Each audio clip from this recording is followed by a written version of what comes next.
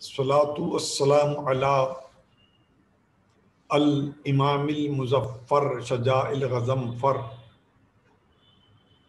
قاسم طوبی و سقر ابی شبیر و شبر قالع باب الخیبر ساقی حوض الکوثر الامام نجم الثاقب امام المشارق والمغارب مظہر العجائب و مظہر الغرائب الذی حبہ فرض علی الحاضر والغائب غالب علی کل غالب مطلوب کل طالب مولانا مقتدانا وحادینا علی ابن ابی طالب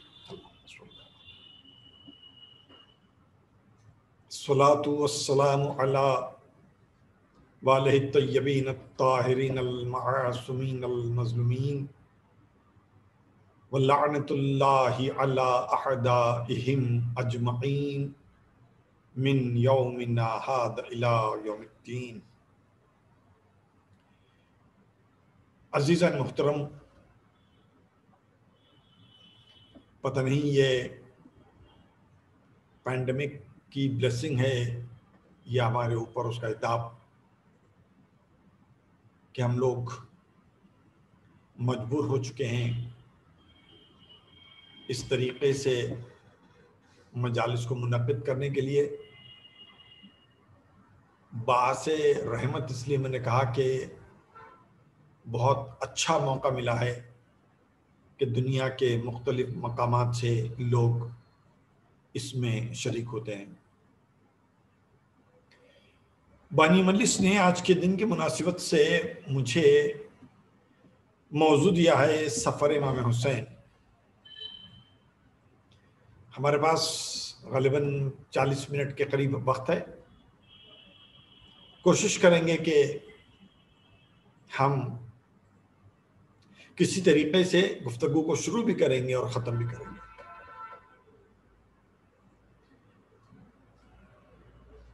یہ 28 صفر سن 60 ہجری تاریخ اسلام کی بہت اہم تاریخ ہے، جہاں پر امام حسین علیہ السلام نے مدینے سے سفر کیا تھا، اور 10 محرم سن 61 ہجری کو یہ اپنی پہلی منزل تمام ہوئی، جس کی وجہ سے کربلا معلیٰ جو اس وقت سرزمین عراق پر ہے، ایسا عظیم الشان واقعہ پیش آیا کہ اس کی مثال 61 ہجری کے بعد سے پھر ابھی تک نہیں مل سکی، غالباً اس سے پہلے بھی کبھی نہیں ملی۔ اور آج بھی کسی بھی موقع پر ایک دن میں اتنے لوگ جمع نہیں ہوتے جتنے لوگ امام حسین کے روضے پر جمع ہوتے ہیں۔ پھر اس سفر کی دوسری منزل رہی،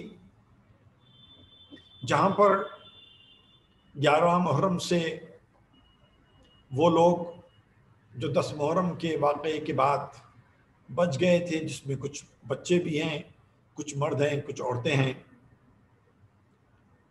ان کے ساتھ قید کی زندگی رہی، اسیری کا سفر رہا، اور مختلف مقامات سے، مختلف شہروں سے ان کو پھرانے کے بعد واپس یہی سفر 20 سفر کو مکمل ہو جاتا ہے، جہاں سے لوگ اپنے وطن کو واپس آتے ہیں۔ یہ بات تو سب لوگ جانتے ہیں کہ امام حسین علیہ السلام اور ان کے اقربا نہ کسی قتل کے قصاص میں قتل کیے گئے اور نہ ہی کسی جرم کی پاداش میں۔ وہ قتل کیے گئے صرف اس بنا پر کہ انہوں نے یزید کی بیعت نہیں کی۔ یہی ایک جواب، یہی ایک جملہ سننے میں آتا ہے جب بھی واقعہ کربلا کہیں پر پڑھا جاتا ہے، سنا جاتا ہے، لکھا جاتا ہے، تو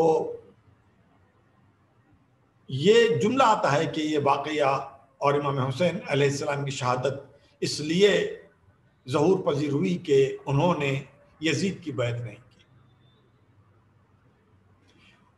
یہ جواب سننے کے بعد تاریخ کے ہر طالب علم کے ذہن میں ایک سوال ابھرتا ہے، خصوصیت کے ساتھ مسلمان ذہن میں،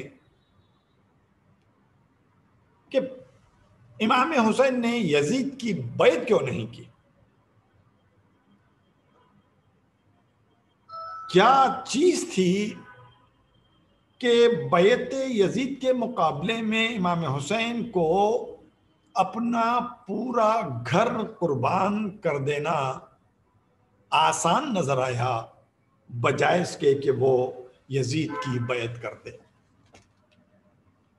کیا امام حسین کو یہ امید تھی کہ اس شہادت کے بعد، آپ کی اس عظیم الشان قربانی کے بعد، خلافت اپنے صحیح اصول پر واپس آ جائے گی، یزیدیت کا خاتمہ ہو جائے گا، حق مانا جائے گا، باطل مٹ جائے گا، ظلم و جور کی حکمرانی ختم ہو جائے گی، امت مسلمہ حق سے وابستہ ہو جائے گی، ان کی سوئی ہوئی دنیا جاگ جائے گی، آل محمد پر جو مظالم ہو رہے تھے ان کا سلسلہ مکمل طور پر بند ہو جائے گا، اور آپ کے بعد آپ کے خاندان اور آپ کی نسل پر کوئی ظلم نہیں ہوگا، بدعتیں ختم ہو جائیں گی، شریعت حقہ کا ہر طرف خیر مقدم ہوگا۔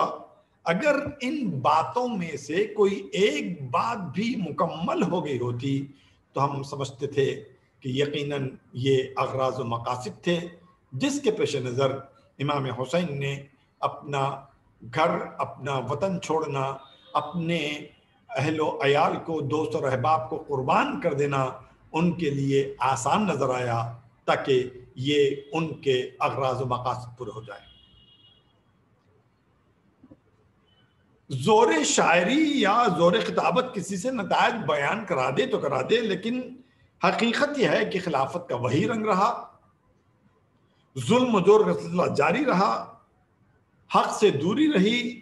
خاندان رسالت پر اگر آپ غور کریں تو امام حسین کی شہادت کے بعد سے لے کر امام حسن عسکری علیہ السلام کی شہادت تک کسی بھی امام کی نیچرل ڈیتھ نہیں ہوئی، چن چن کے لوگوں کو قتل کیا گیا، قید کیا گیا، تکلیف سے تکلیف دے قید خانوں میں انہیں رکھا گیا، اور اگر قبر بھی بنائی گئی تو قبر پر کبھی ہل چلایا گیا، کبھی پانی چھوڑا گیا۔ مولا کائنات پر آخری زمانے تک سب و شتم کا سلسلہ جو پہلے تھا وہ بھی جاری رہا۔ مطلب کوئی ایسی چیز نہیں تھی کہ جو اغراض و مقاصد ہم نے ابھی گنے ہیں ان میں سے کوئی رنگ لایا ہو یا کوئی ایسی برائی تھی جو ختم ہو گئی ہو۔ اس کا مطلب یہ ہوا کہ بیعت کا مقصد نہ کرنے کا کچھ اور تھا۔ سوال باقی ہے کہ امام حسین علیہ السلام نے بیعت کیوں نہیں کی؟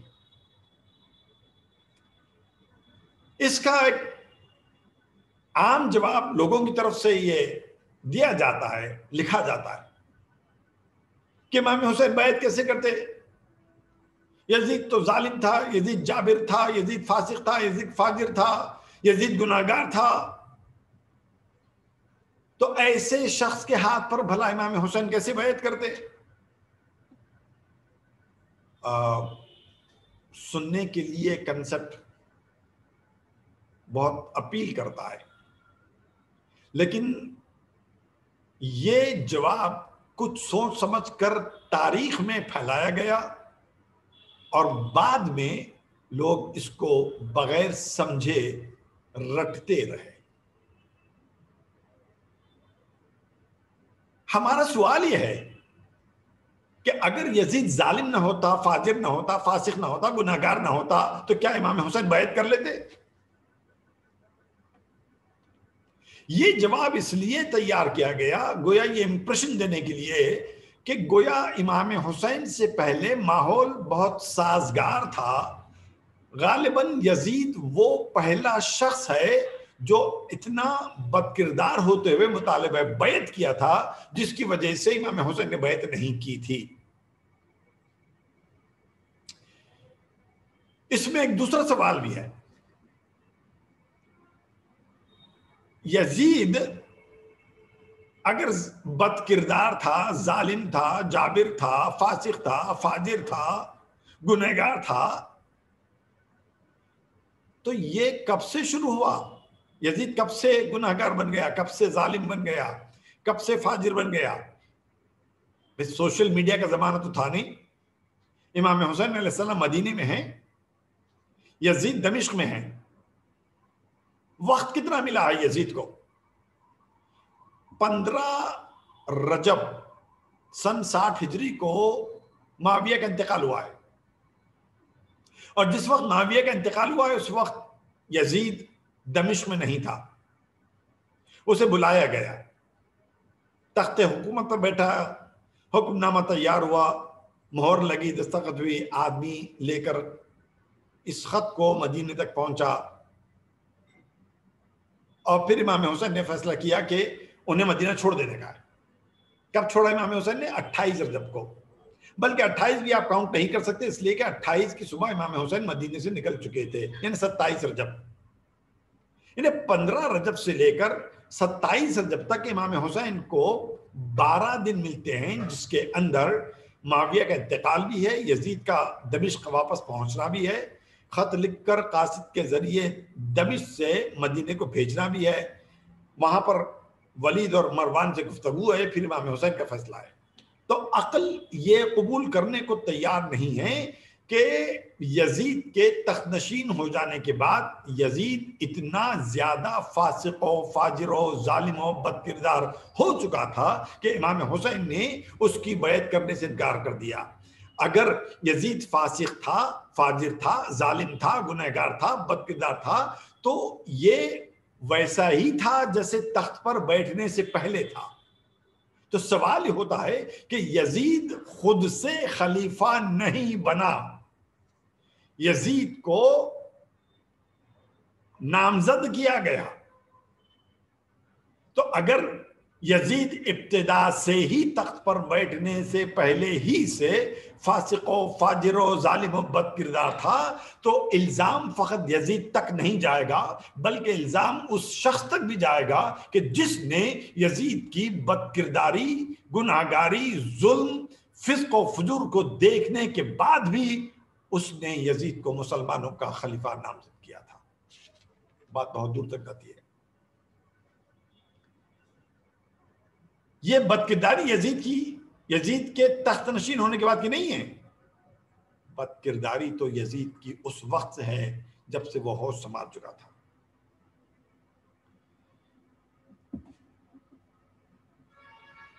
اور ایک سوال، اگر کوئی شخص گنہگار ہو، بد کردار ہو، فاسق و فاجر و زانی ہو، لیکن ان گناہوں کے مقابلے پر کسی مرد مومن کا قتل کر دینا قرآن مجید کی روشنی میں وعید جہنم ہے. جتنے ذاتی گناہ ہوں گے، بندے کا تعلق خدا سے ہے، لیکن کسی مومن کے قتل کے بعد قرآن مجید کی روشنی میں اس کا مقام ابدی طور پر جہنم ہے. اب اگر کوئی مومن نہ ہو، فقط متقی بھی ہو، مجتہد بھی ہو، فقی بھی ہو، صحابی رسول بھی ہو، اور ایک نہیں بلکہ ایک سے زیادہ افراد ہوں. میں یہاں پر امام حسن کے قتل یا ان کی شہادت کی بات نہیں کر رہا ہوں، اس پر بھی کچھ نہ کچھ پردہ تاریخ کا پڑا ہوا ہے. لیکن ایسے بے حساب افراد کی فہرست تاریخ کی کتابوں میں مل جائے گی جن کا ڈائریکٹ الزام یقینی طور پر معاویہ تک جاتا ہے.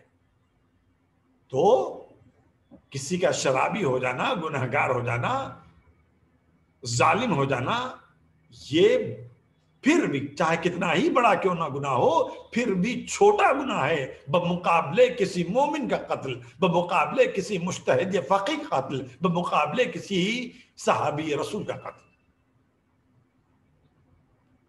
کتنے لوگوں کا قتل کا الزام ہے. آپ کسی بھی صحابی رسول کے قتل پر پردہ تاریخ ڈال سکتی ہے، لیکن حجر ابن عدی اور ان کے ساتھیوں کو جو امیر شام نے قتل کیا تھا، تاریخ کی کسی بھی کتاب نے ان کو معاف نہیں کیا ہے. تو الزام بہت دور تک جائے گا، بہت دور تک جائے گا کہ یزید جیسے شخص کو نامزد کرنے والا خود کتنا بڑا فاسق، فاجر، ظالم اور غیر ذمہ دار ہوگا. اور ایک بات ہے،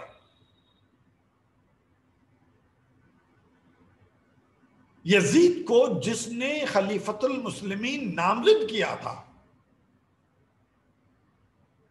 کیا اس کا نامزد کرنا حق بجانب تھا؟ جو کنڈیشنز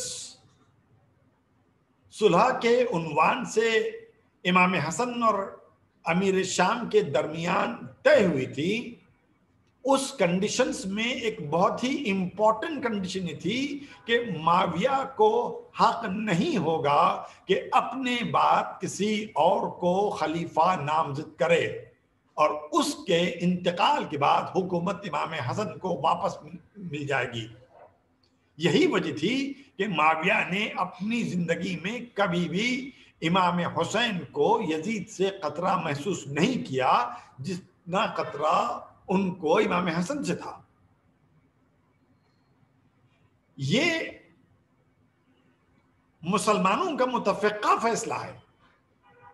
اہل شیعہ، اہل سنت اس بات پر اتفاق رکھتے ہیں کہ جو خلیفۃ المسلمین ہوتا ہے، جو خلیفہ ہوتا ہے، اس کا رائٹ ہوتا ہے کہ وہ اپنے بعد والے کو نامزد کرے. اگر اہل سنت کی فہرست بنائی جائے تو حضرت ابوبکر نے حضرت عمر کو نامینیٹ کیا تھا، حضرت عمر نے کمیٹی بنا کر اپنی رائٹ کو استعمال کیا تھا.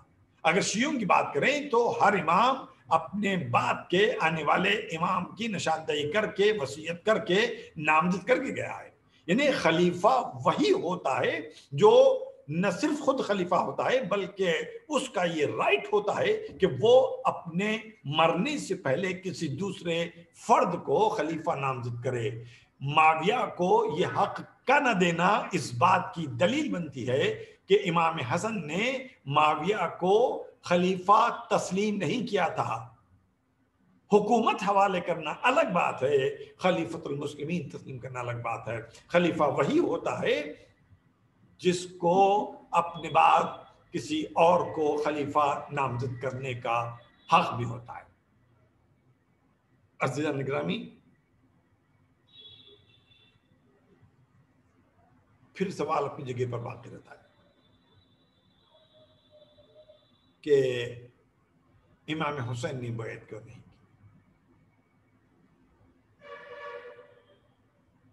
ایک بات بتاؤ، پوری کائنات کا خالق مالک الملک اللہ جل جلالہ، اس نے ہمارے پاس کتاب بھیجی، انبیاء بھیجے،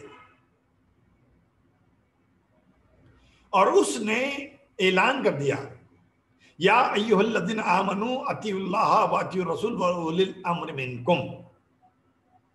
تم اللہ کی اطاعت کرو، رسول کی اطاعت کرو، اولی الامر کی اطاعت کرو. اب اگر کوئی بندہ یہ کہے کہ میں تو فقط اللہ کی اطاعت کروں گا، رسول کی اطاعت نہیں کروں گا، تو بات غلط ہو جائے گی، اس لیے کہ رسول کی اطاعت بھی اللہ ہی کی اطاعت ہے۔ اگر کوئی کہے کہ میں اللہ کی اطاعت تو کروں گا، رسول کی اطاعت کروں گا، مگر کسی اولی الامر کی اطاعت نہیں کر سکتا، تو یہ بات بھی غلط ہو جائے گی، اس لیے کہ اولی الامر کی اطاعت نہیں ہے، بلکہ یہ بھی اللہ کی اطاعت ہے۔ تو اللہ کی اطاعت کا مطلب یہ ہوتا ہے کہ اللہ جہاں جہاں جس کا آرڈر ماننے کے لیے آپ کو حکم دے رہا ہے، اس کی بات کو تسلیم کرنا پڑے گا۔ اب اللہ نے حکم صادر کیا، اگر کوئی اللہ کے مقابلے پر کوئی اور خدا آ جائے، بہت سے خدا ہے، خدا کے حقیقی خدا کے مقابلے پر لوگوں نے بہت سے خدا بنائے، بہت سے خدا پیدا ہوئے۔ اللہ نے رسول بھیجے، رسولوں کے مقابلے پر رسول بنے۔ اللہ نے اولی الامر بنائے، اولی الامر کے مقابلے پر اولی الامر بنے۔ لیکن اطاعت کی منزل میں چاہے کتنے ہی باطل خدا بن جائے، حقیقی خدا کا کچھ بگڑتا نہیں۔ لیکن اگر کسی دن حقیقی خدا کے مقابلے پر جو ایک جھوٹا خدا کھڑا ہو گیا ہے، وہ یہ ڈیمانڈ کرے، وہ یہ اصرار کرے کہ حقیقی خدا بھی اس کی خدائی کو تسلیم کر لے، جھوٹا خدا حقیقی خدا سے یہ ایکسپیکٹ کرے کہ وہ بھی اس کی خدائی کو تسلیم کرے، نہیں ہوگا۔ اگر کسی خدا نے اس باطل خدا کی خدائی کو قبول کر لیا تو یہ تو طے ہو جائے، یہ طے ہو یا نہ طے ہو ہم کو نہیں معلوم کہ باطل خدا کس حد تک باطل تھا، کس حد تک صحیح تھا، مگر یہ طے ہو جائے گا کہ جس نے اس کی خدائی کو تسلیم کر لیا پھر وہ خدا نہیں رہا۔ رسول کے مقابلے پر باطل رسول ضرور کھڑے ہوئے، لیکن اگر کسی دن باطل رسول حقیقی رسول سے ڈیمانڈ کرے کہ تم میری رسالت کو قبول کر لو، میری نبوت کو قبول کر لو، تو اب اگر یہ حقیقی نبی باطل رسول کی رسالت کو قبول کر لیتا ہے تو فقط بات یہ نہیں رکے گی کہ اس باطل رسول کو قبول کر لیا گیا، بلکہ اس حقیقی رسول کو رسول ہی نہیں سمجھا جائے گا، کیونکہ حقیقی رسول چاہے کچھ ہو جائے وہ کسی اور کی نبوت یا رسالت کو قبول نہیں کرتا ہے۔ بلکہ بات یہاں بھی نہیں رکتی ہے، ایک قدم اور آگے جاتی ہے کہ وہ کیسا خدا تھا جس نے ایک ایسے رسول کو بنایا جو ایک باطل رسول کی رسالت کو، باطل نبی کی نبوت کو قبول کر لیتا ہے۔ اب ایک اسٹیپ اور بھی چاہیے۔ اللہ نے کہا کہ تمہیں اولی الامر کی اطاعت بھی کرنی ہے، اولی الامر کے مقابلے پر بہت سے اولی الامر آتے گئے، لیکن اگر کسی دن باطل اولی الامر حقیقی اولی الامر سے ڈیمانڈ کرے کہ تم مجھے قبول کر لو اور مجھے حق مانو، لہذا اور اگر وہ مان لے تو پھر وہ اولی الامر نہیں رہ سکتا۔ پھر بات نکل کر اور جاتی ہے وہ خدا کیسا ہے جس نے ایک ایسے اولی الامر کو بھیجا ہے جو ایک باطل اولی الامر کو قبول کر لیتا ہے۔ معلوم پورا سلسلہ ہدایت ہی ختم ہو جاتا ہے، مسمار ہو جاتا ہے اگر کوئی حقیقی جس کو ہم سمجھ رہے تھے وہ کسی ایک باطل کی پیروی کے لیے تیار ہو جائے۔ اس کا مطلب یہ ہوا کہ باطل چاہے وہ خدا رہے، باطل چاہے وہ رسول رہے، باطل چاہے اولی الامر رہے، وہ اپنے کو منوانے کے لیے ہمیشہ طاقت کا، ظلم کا استعمال کرتا ہے۔ توجہ چاہوں گا، باطل خدا، باطل رسول، باطل اولی الامر ہمیشہ اس بات کی کوشش کرے گا کہ اپنی خدائی کو، اپنی نبوت کو، اپنی اولی الامریت کو منوانے کے لیے وہ زیادتی کرے گا، جبر کرے گا، ظلم کرے گا۔ لیکن حقیقی خدا، حقیقی رسول، حقیقی امام یا اولی الامر کبھی بھی اپنی خدائی کو، اپنی نبوت کو، اپنی امامت کو منوانے کے لیے جبر نہیں کرے گا۔ بنیادی فرق معلوم ہے ہم کو؟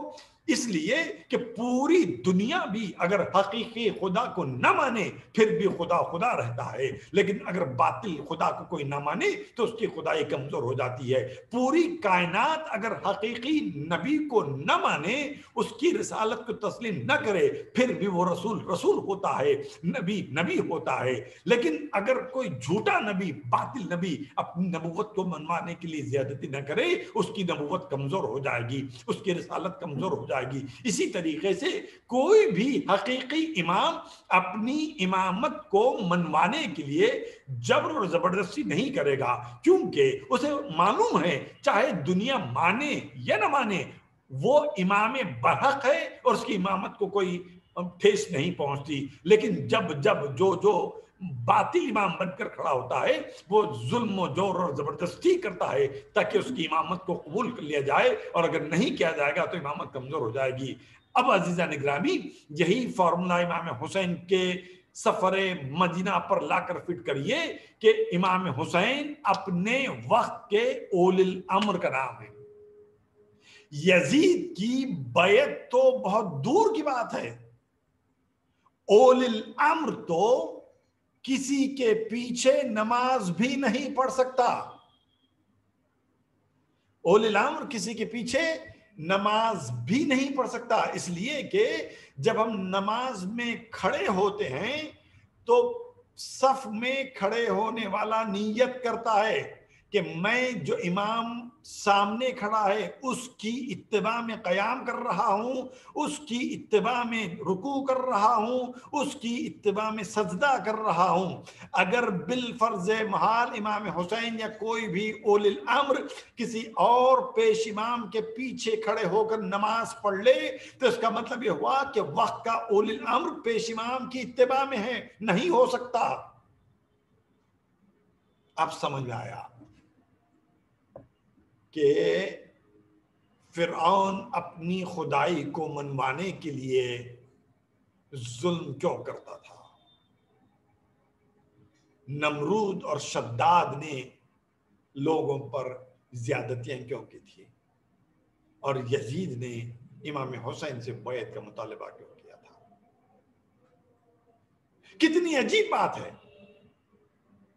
جس شخص کے ہاتھ پر پورا ملک عرب بیعت کر چکا تھا، چند افراد ہی تو تھے جنہوں نے بیعت کرنے سے انکار کیا تھا، خاموش بیٹھ جاتا، وقت کا انتظار کر لیتا کہ بالفرض محال اگر امام حسین لشکر تیار کر لیتے یا اپنے چاہنے والوں کی ایک گروپ کمیونٹی تیار کر لیے ہوتے مقابلے کے لیے، تب قدم اٹھاتا، اقدام کرتا تو شاید بات پھر بھی سمجھ میں آ جاتی۔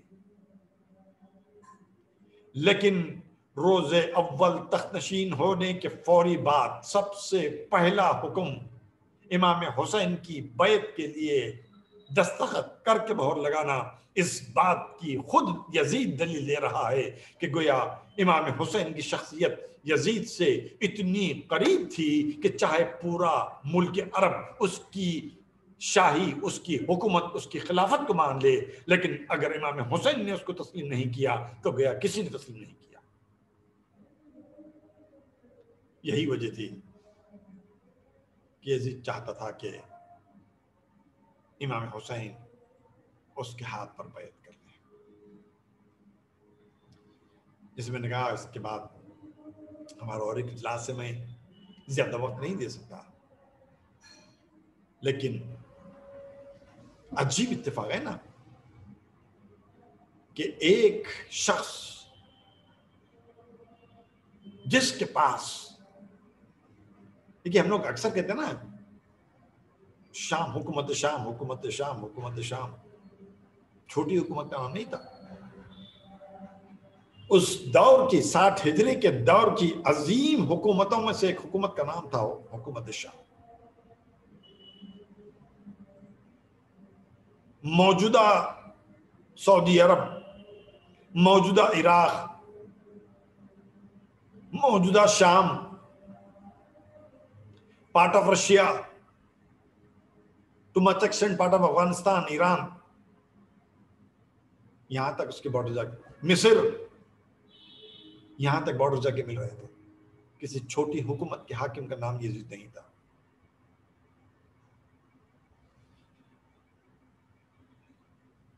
اور 60 ہجری میں سوچ کر بتائیے امام حسین کو کون پہچانتا تھا؟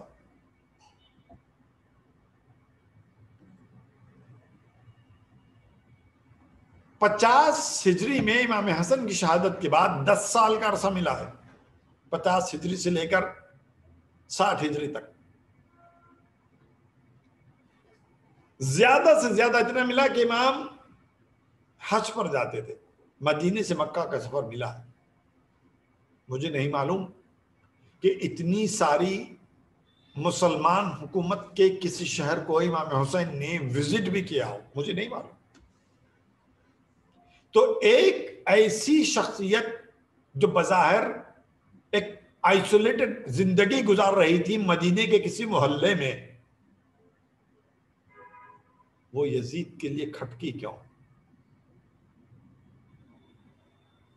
کہ اس کو اتنی ضرورت محسوس ہوئی کہ اگر امام حسین نے بیعت نہیں کی تو گویا اس کی خلافت نہیں ہے.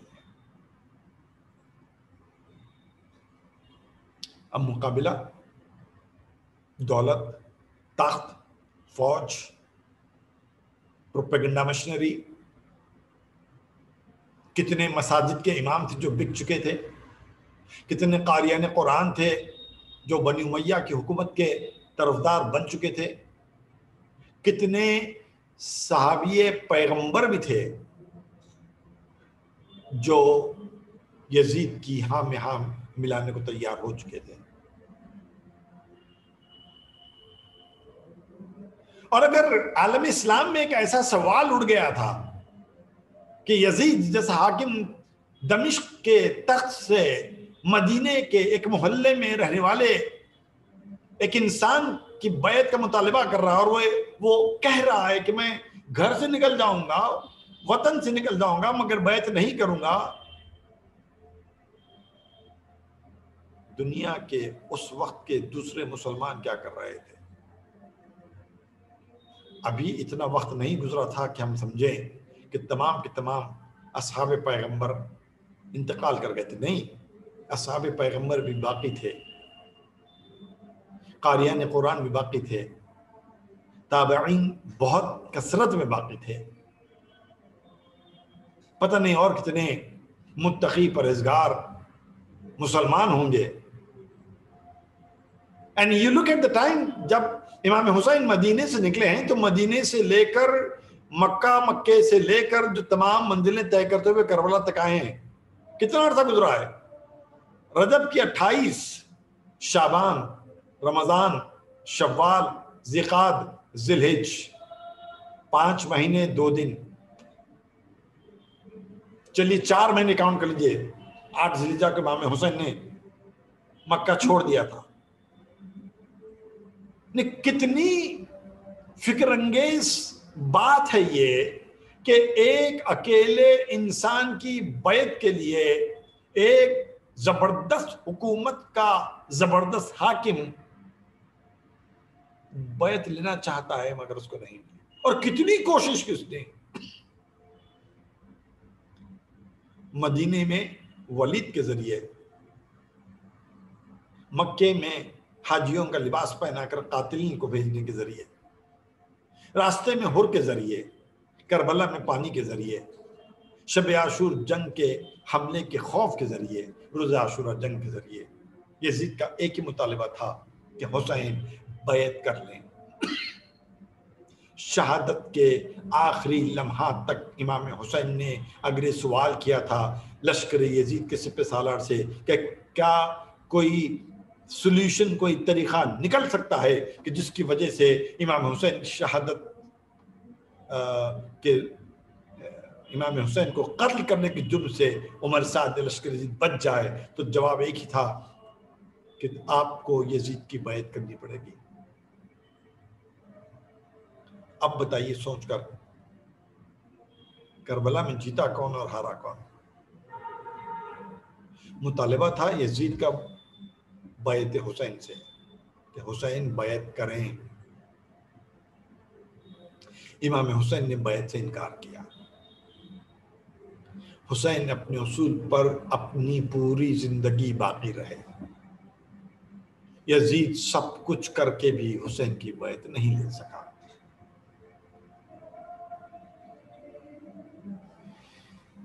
بس موضوع تو بہت وسیع ہے، بہت کچھ پھیلایا جا سکتا ہے. میری دوسری مجلس کا وقت قریب آ رہا ہے. امام 28 رجب سن 60 ہجری کو مدینے کو خدا حافظ کہہ دیا. آسان کام نہیں ہوتا ہے گھر کو چھوڑنا، اس شہر کو چھوڑنا جہاں پیدا ہوئے، اور یہ سوچ کر چھوڑنا کہ ہمیشہ کے واسطے چھوڑ لاؤں، اور مشکل کام ہے.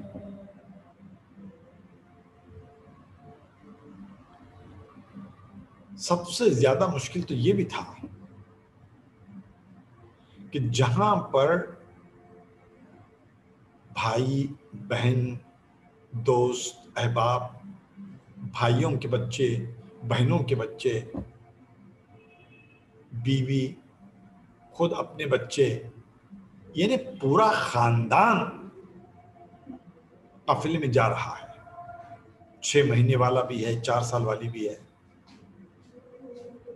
کتنا مشکل کام ہوگا امام حسین کے لیے کہ ایسے ماحول میں جناب فاطمہ صغرا کو گھر میں اکیلا چھوڑ دیں. ہم کو نہیں معلوم مصلحت کیا تھی. ہم تاریخ میں اتنا ضرور ملا کہ جب قافلہ سرحد مدینہ سے دور ہوتا گیا تو قمر بنی ہاشم جناب حضرت عباس نے امام حسین کو خبر پہنچائی کہ قافلے میں فاطمہ صغرا بھی پیچھے پیچھے آ رہی ہے. امام نے قافلے کو روکنے کا حکم دیا. جناب فاطمہ صغرا نے بہن سے درخواست کی، چچا سے درخواست کی، ماں سے گزارش کی، اور بالآخر طے ہو گیا کہ جب کسی کی امام نہیں سن رہے ہیں تو جناب فاطمہ صغرا کو یقین تھا کہ باپ کبھی بھی بھائی علی اکبر کی بات کو رد نہیں کرتے. ہاتھوں کو جوڑ کر جناب علی اکبر سے کہا تھا کہ بھیا پورا گھر جا رہا ہے اور میں تنہا گھر میں رہوں. ظاہری طور پر تو یہی کہا گیا کہ وہ بیمار تھی. جناب فاطمہ صغرا نے مسلسل اصرار کیا کہ میں پورے سفر میں کبھی بھی اپنی بیماری کو وجہ نہیں بناؤں گی. کہتے ہیں کہ جناب علی اکبر نے امام حسین سے گزارش بھی کی، اور جواب میں امام حسین نے جناب علی اکبر کے کان میں آہستہ سے کچھ کہا.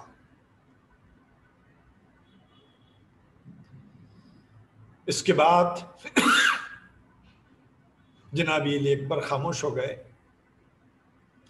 لکھنے والوں نے لکھا کہ شاید امام نے کہا ہو کہ بیٹا علی اکبر، جو تم دیکھ رہے ہو، جو میں دیکھ رہا ہوں، تم نہیں دیکھتے. میرے لیے فاطمہ صغرا نہیں بلکہ شبیہ فاطمہ زہرا ہے.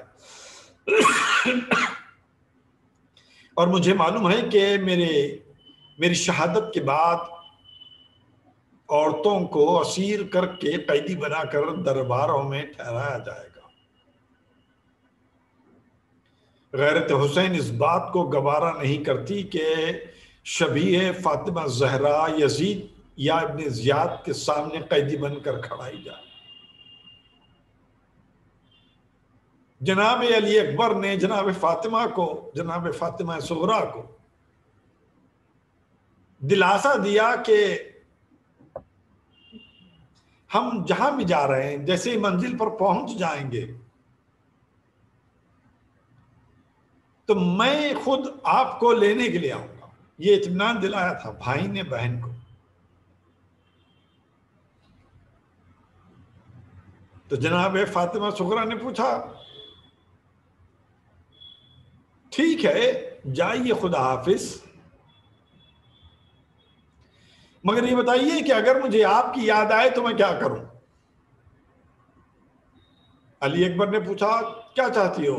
کہ کوئی نشانی مجھے دے کر جائیے تاکہ آپ کے جانے کے بعد جب جب مجھے آپ کی یاد آئے میں اس نشانی کو دیکھ کر آپ کو یاد کروں. جناب علی اکبر نے پوچھا تمہیں کیا چاہیے؟ تو جناب فاطمہ صغریٰ نے مدینے کی خاک کو جمع کیا، کہا اس پر اپنا پیر رکھ دیجیے. علی اکبر نے اپنا نقش قدم بنا کر مدینے کی خاک پر خدا حافظ کہہ کر فاطمہ صغریٰ کو قافلے کے ساتھ مدینے سے روانہ ہو گئے.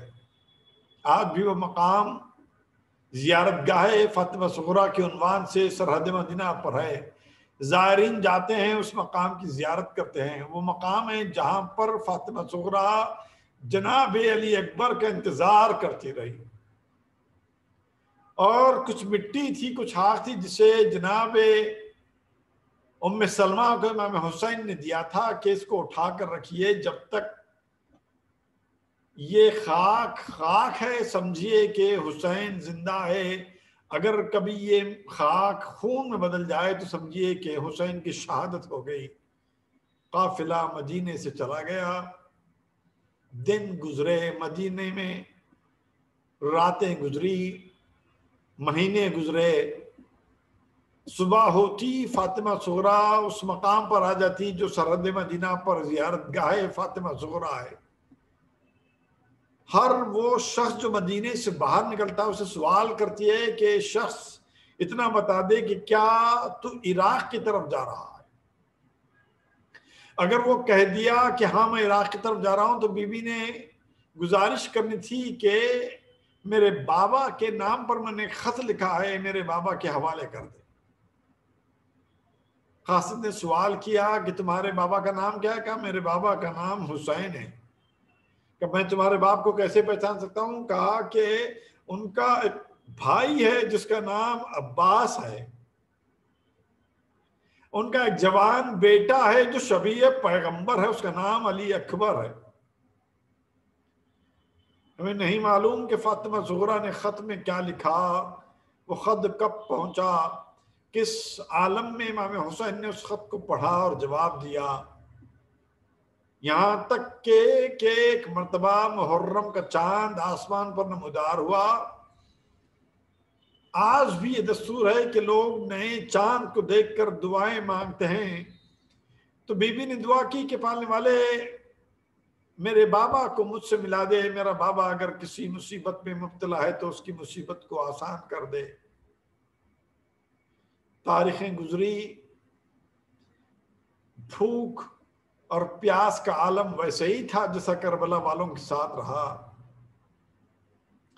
عاشور کا دن آیا، 10 محرم کی تاریخ. ایک مرتبہ جناب ام سلمہ نے خواب میں دیکھا کہ پیغمبر اسلام تشریف لائے ہیں، سر پر امامہ نہیں ہے، آنکھوں سے آنسو جاری ہیں. کہہ رہے ہیں کہ ام سلمہ اٹھو، میں کربلا سے آ رہا ہوں، میرا حسین شہید ہو گیا ہے. خواب سے بیدار ہوئی تو پہلی نظر ان شیشوں پر پڑی جس میں اس خاک کو جمع کیا تھا جو امام حسین نے حوالے کیا تھا. وہ خاک خون میں بدل چکی تھی. ان شیشوں کو لا کر صحن خانہ میں رکھا. مدینے کی عورتیں جمع ہونا شروع ہوئی، ماتم برپا ہوا، واہ حسینہ کی آوازیں بلند ہوئی. ابھی بیویاں ماتم کر رہی تھی کہ کسی نے خبر دی کہ دختر حسین فاطمہ صغریٰ گھر میں داخل ہوئی ہیں. جیسے ہی نظر فاطمہ صغریٰ پر پڑی تو جناب ام سلمہ نے کہا خبردار اب کوئی ماتم نہ کرے، بیٹی آ گئی ہے، اپنے باپ کے خون کو دیکھ کر برداشت نہیں کرے گی. جناب فاطمہ کی نظر ایک مرتبہ ان شیشوں پر پڑی جس میں خاک خون میں بدل چکی تھی. اپنا رخسارہ شیشوں پر رکھا، کہا نانی اماں میرا بابا شہید ہو گیا. مجھے نہیں معلوم کہ کس عنوان سے اس بی بی کو پرسہ دیا جائے. کیا کہوں کہ بی بی خوش نصیب ہے کہ آپ کو یہ خبر مدینے میں ملی جہاں پر ماتم کرنے کے لیے عورتیں جمع ہیں, پرسہ دینے کے لیے لوگ آئے ہیں. وہ بیٹی کیا کرے جس کے باپ کی شہادت کے بعد اس کے کان سے گوشوارے چھینے گئے, رخساروں پر تماچے لگائے گئے, دامن میں آگ لگی, اسیر کر کے کربلا سے کوفہ اور کوفے سے شام, شہر بشہر پھرائے. وَسَيَعْلَمُ الَّذِينَ ظَلَمُوا أَيَّ مُنقَلِبٍ يَنقَلِبُونَ. اللہ لعنت اللہ علی الظالمین. ربنا تقبل منا البیان.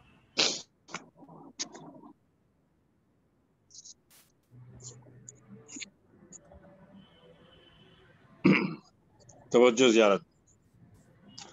السلام علیکم یا ابا عبداللہ, السلام علیکم یا ابن رسول اللہ, السلام علیکم یا ابن علی المرتضی وسیع مصطفیٰ, السلام علیکم یا ابن فاطمۃ الزہرا سیدۃ النساء العالمین, السلام علیکم یا اخ الحسن المسموم, السلام علیکم یا مولانا الحسین ابن علی یا ابا الائمۃ الہادیین المہدیین, السلام علیکم یا صاحب المصیبت الراتبۃ, السلام علیکم یا سید الشہداء یا قتیل ارض کربلا, السلام علیکم یا غریب الغرباء, السلام علیکم یا سار الاب ابن صالح الوطر الموتون, السلام علیکم یا عطشان کربلا, السلام علیکم یا ابا عبداللہ, السلام علیکم ایہا الشہید الاکبر و یا شفیع شیعۃ فی یوم الحساب, السلام علیکم یا وارث المنبر والمحراب, السلام علیکم یا وارث جمیع الانبیاء والمرسلین, السلام علیکم یا مولانا ابی الفضل العباس ابن امیر المومنین, السلام علیکم یا علی اکبر ابن حسین و علی اصغر ابن حسین, السلام علیکم یا قاسم عبداللہ ابن حسن, السلام علیکم یا مسلم ابن عقیل, السلام علیکم انا محمد ابن عبداللہ, السلام علیکم یا مسلم ابن اوسجہ و ہانی ابن عروہ و حبیب ابن مذاہب حر شہید ریاحی, السلام علیکم یا جمیع شہداء کربلا, السلام علیکم یا اہل بیت النبوہ و موضع الرسالۃ و مختلف الملائکۃ و معدن الرحمۃ و محبت الوحی و تنزیل و رحمۃ اللہ وبرکاتہ. اللہم